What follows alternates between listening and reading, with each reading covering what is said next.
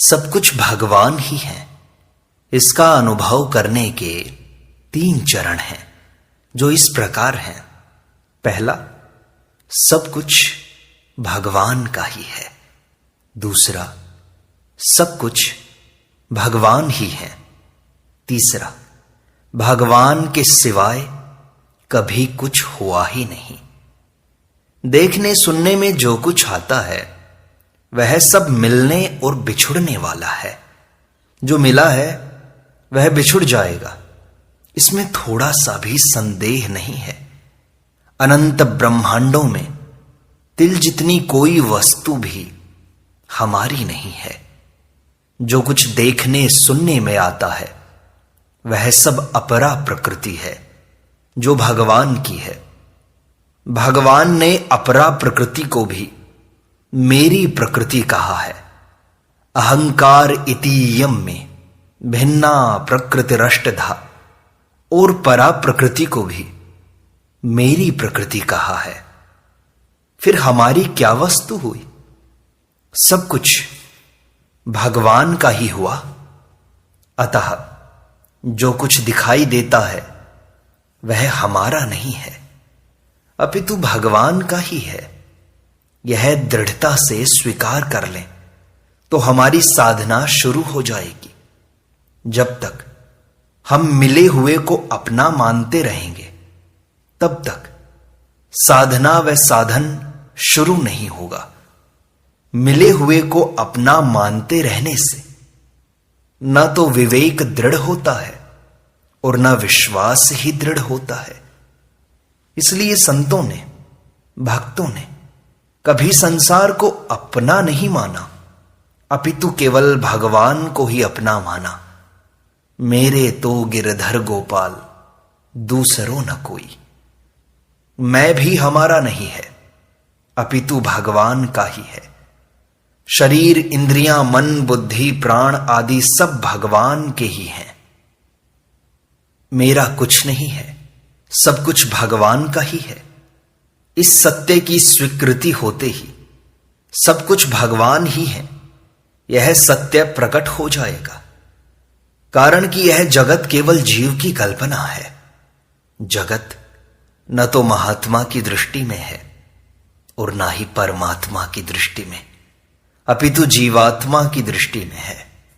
महात्मा की दृष्टि में सब कुछ भगवान ही है। वासुदेवः सर्वम। भगवान की दृष्टि में सत असत सब कुछ वे ही हैं। सद असत चाहम अर्जुन। परंतु जीव ने अपने राग द्वेष के कारण जगत को अपनी बुद्धि में धारण कर रखा है। ययेदं धार्यते जगत। वास्तव में जगत का कोई नामो निशान भी नहीं है। संपूर्ण देश, काल, वस्तु, व्यक्ति, अवस्था, घटना, परिस्थिति आदि में केवल भगवान ही भगवान परिपूर्ण है। अगर यह बात हमारी समझ में नहीं आती तो हमारी समझ में कमी है, तत्व में कमी है।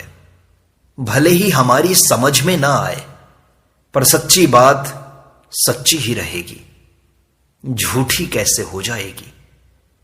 साधक कुछ भी करे, अंत में उसे सच्ची बात को स्वीकार करना ही पड़ेगा। वासुदेवः सर्वम, इसका अनुभव होने के बाद फिर सर्वम भी नहीं रहता, अपितु केवल वासुदेवः रह जाता है। इसी को श्रीमद् भागवत महापुराण में आत्यंतिक प्रलय कहा गया है और इसी को गोस्वामी तुलसीदास जी महाराज ने परम विश्राम कहा है। जैसे जब तक गेहूं की खेती रहती है तब तक पत्ती डंठल दिखाई देते हैं, अंत में पत्ती डंठल नहीं रहते, केवल और केवल गेहूं रह जाता है। तात्पर्य यह हुआ कि केवल वासुदेव ही वासुदेव विद्यमान है, अन्य कुछ है ही नहीं, कभी हुआ ही नहीं, कभी होगा ही नहीं और हो सकता ही नहीं। इससे सिद्ध हुआ कि एक परमात्मा के सिवाय कोई चीज कभी पैदा हुई ही नहीं। इस स्थिति का वर्णन नहीं हो सकता, क्योंकि वर्णन करने वाला कोई व्यक्ति रहता ही नहीं।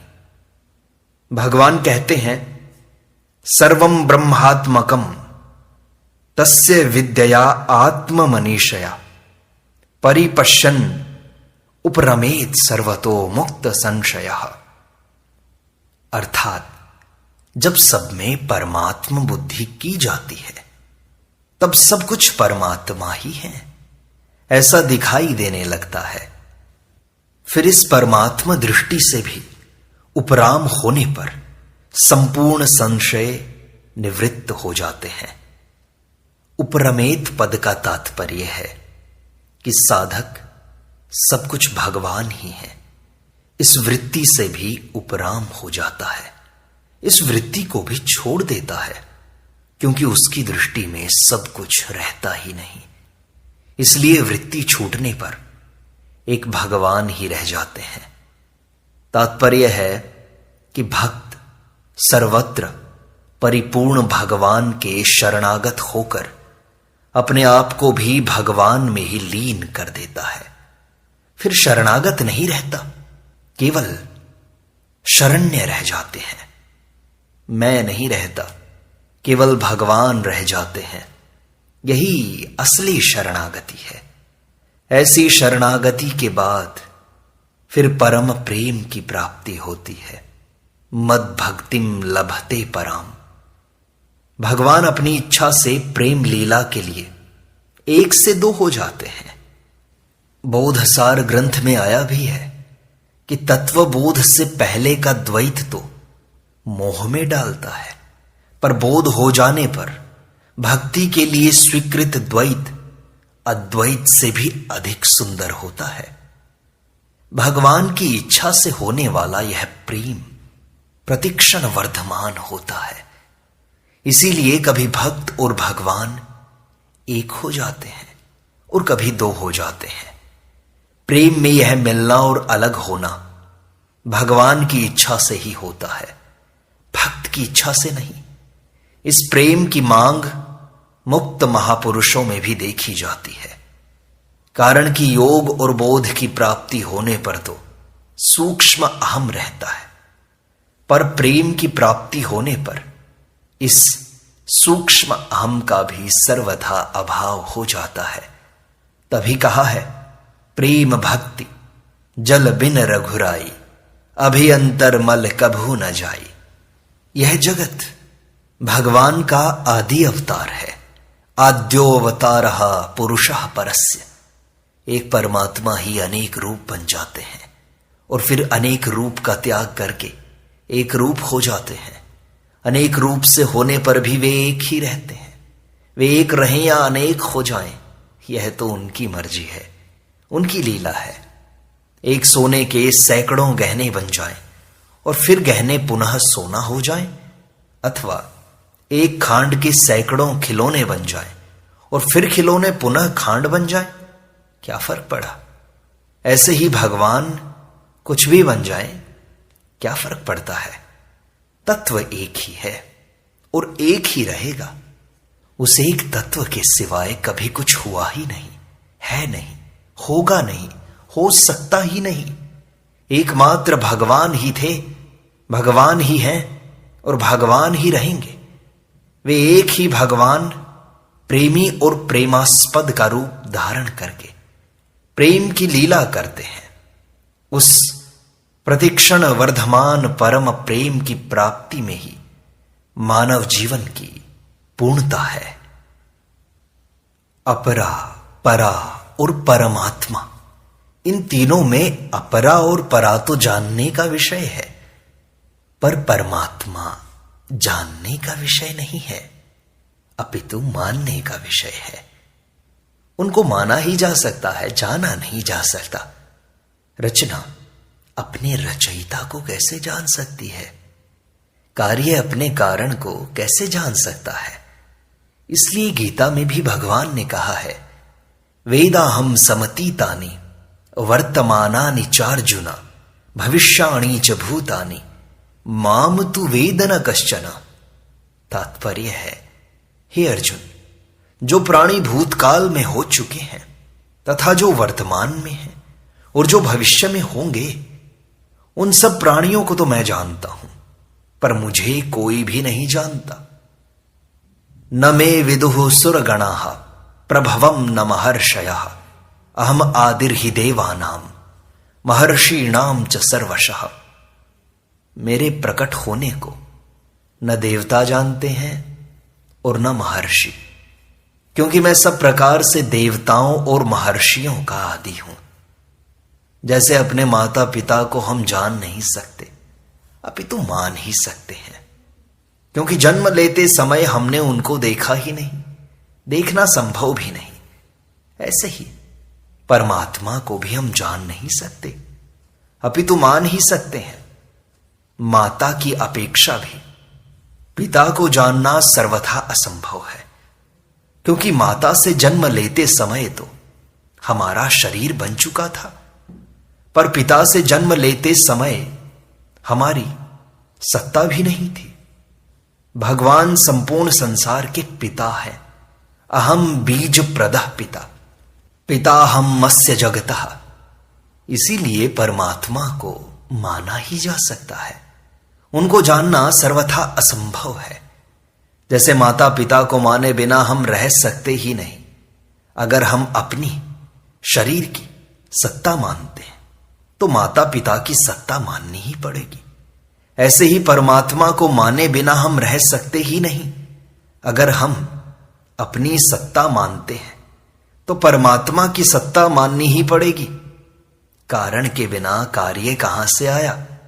परमात्मा के बिना हम स्वयं कहां से आए? जैसे हम नहीं हैं, इस तरह अपने होनेपन का कोई निषेध या खंडन नहीं कर सकता।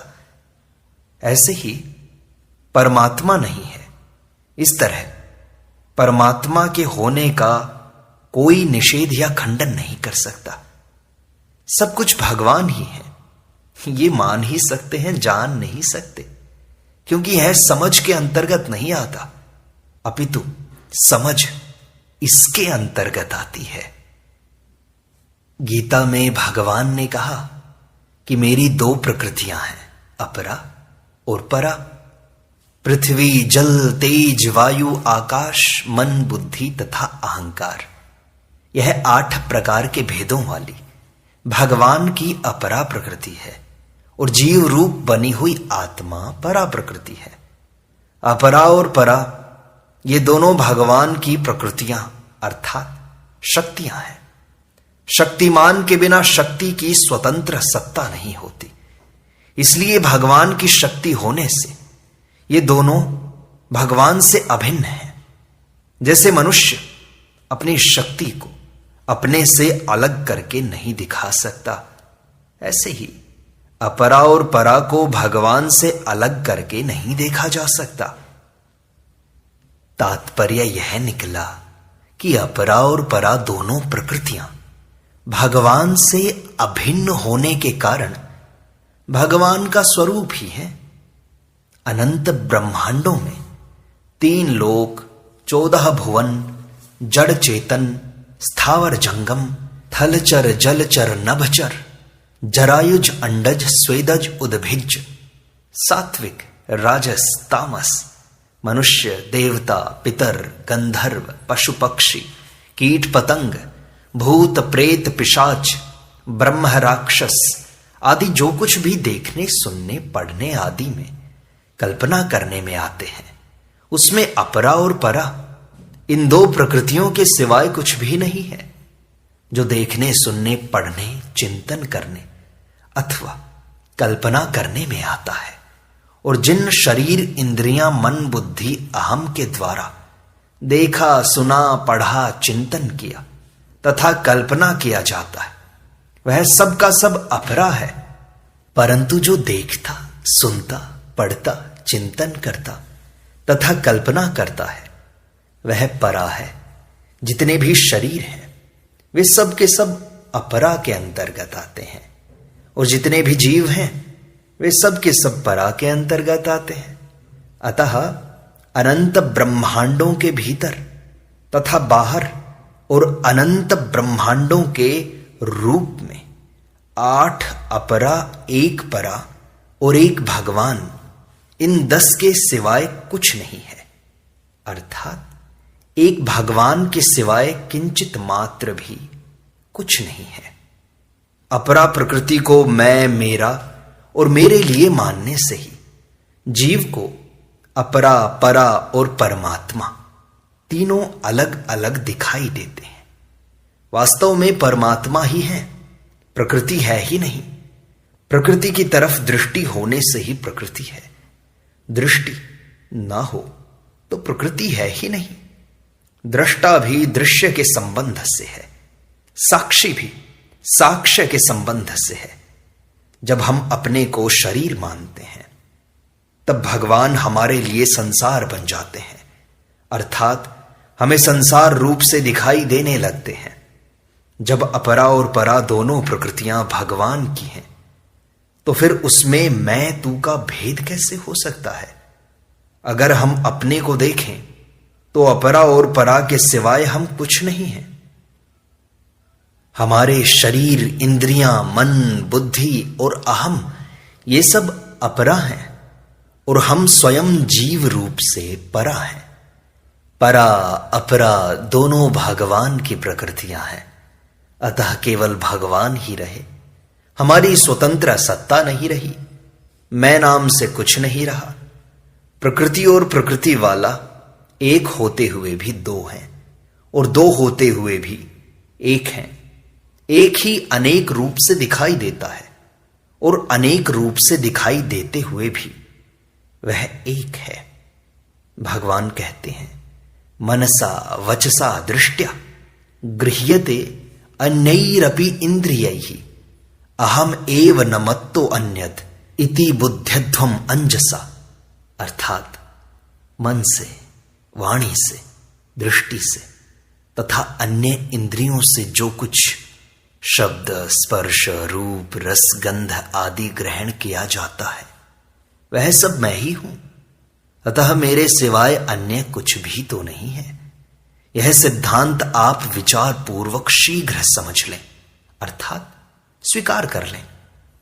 आत्मैव तद इदं विश्वम सृज्यते सृजति प्रभु त्रायते त्राति विश्वात्मा ह्रियते हरतीश्वरः। अर्थात जो कुछ प्रत्यक्ष या अप्रत्यक्ष वस्तु है वह सर्वशक्तिमान परमात्मा ही तो है। वे परमात्मा ही विश्व बनाते हैं और वे ही विश्व बनते हैं। वे ही विश्व के रक्षक हैं और वे ही रक्षित हैं। वे ही सर्वात्मा भगवान विश्व का संहार करते हैं और जिसका संहार होता है वह विश्व भी वे ही हैं।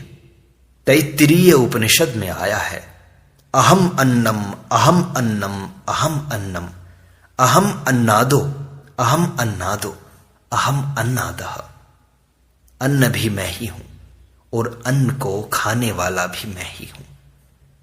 संसार को सत्ता देकर उसको अपना मानने और उसकी आवश्यकता का अनुभव करने से मनुष्य को परमात्मा से दूरी, भेद और भिन्नता दिखाई देती है।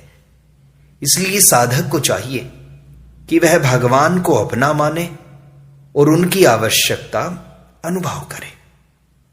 इन 2 बातों का पालन करने से ही संसार का साधक से संबंध विच्छेद हो जाएगा और परमात्मा से साधक की समीपता हो जाएगी। अभेद और अभिन्नता का अनुभव हो जाएगा। तात्पर्य यह हुआ कि साधक जब तक परमात्मा के सिवाय अन्य कुछ भी सत्ता मानता है तब तक उसकी परमात्मा से दूरी, भेद तथा भिन्नता बनी रहती है। एक परमात्मा के सिवाय कुछ नहीं है, इस वास्तविकता का अनुभव होने पर दूरी, भेद तथा भिन्नता मिट जाती है और साधक साध्य में लीन हो जाता है। सब कुछ परमात्मा ही है, इस बात को स्वीकार करना है। सच्ची बात को स्वीकार करने में हिम्मत नहीं हारनी चाहिए। आप मानो चाहे ना मानो, सच्ची बात अंत में सच्ची ही रहेगी। अगर आप मान लो तो बड़ा भारी लाभ है। अगर आज मान लो और आज ही मृत्यु हो जाए तो भी मानी हुई बात नष्ट नहीं होगी। सच्ची बात की जितनी स्वीकृति हो गई उतनी स्वीकृति किसी भी जन्म में मिटेगी नहीं। किसी भी जन्म में जाओ वहीं तैयार मिल जाएगी। सच्ची बात आपने जितनी स्वीकार कर ली उतनी आपके पास पूंजी हो गई। अब वह कभी मिटेगी नहीं। सत्संग के संस्कार कभी मिटते नहीं। आप चाहें तो इसी जन्म में सच्ची बात की स्वीकृति हो जाएगी। सच्ची बात कभी मिटती नहीं है और झूठी बात कभी टिकती नहीं है। हरदम इस बात का मनन करो कि सच्ची बात यही है, तो फट से काम हो जाएगा। जैसे दूर कोई मंदिर हो और वहां जाने का सीधा रास्ता हो तो हम वहां पहुंच ही जाएंगे। ऐसे ही हमें वासुदेवः सर्वम, सब कुछ परमात्मा ही है, यहां तक पहुंचना है। कारण कि अंतिम सर्वश्रेष्ठ और सच्ची बात यही है। यह भगवान के वचन है। भगवान के समान हमारा सुहृद कोई है ही नहीं, हो सकता नहीं। इसलिए इस बात को आप सरलता से, सच्चे हृदय से अभी स्वीकार कर लो। और जब भी कभी कल्याण होगा तो सच्ची बात को मानने से ही होगा। और ये आपके कल्याण की बात है, इसलिए आपके हित के लिए ही कहता हूं। आप मान लोगे तो मुझे क्या मिल जाएगा? आप नहीं मानोगे तो मुझे क्या घाटा हो जाएगा? मेरी तो यही प्रार्थना है कि आप सच्ची बात मान लो। सच्ची बात को पहले स्वीकार कर लो, फिर वह वैसी ही दिखाई देने लग जाएगी। मन बुद्धि आदि सबको भगवान का मान लो तो आपका सांसारिक व्यवहार भी बढ़िया होगा। किसी प्रकार का कोई नुकसान नहीं होगा। अगर आपको विश्वास न होता हो तो मेरे से सौदा कर लो। जो नफा होगा वह आपका, वो जो नुकसान होगा वो मेरा। आप यह तो कह सकते हैं कि बात हमारे मानने में नहीं आती, पर बात यह सच्ची है, यह तो आप स्वीकार कर ही सकते हैं। स्वीकार करने में क्या नुकसान है? कर लो स्वीकार। वासुदेवः सर्वम, सब कुछ परमात्मा ही है। तू ही तू है, तू ही तू है। इस प्रकार सत्संग का यह भाग संपूर्णता को प्राप्त होता है। शेष अगले अंक में।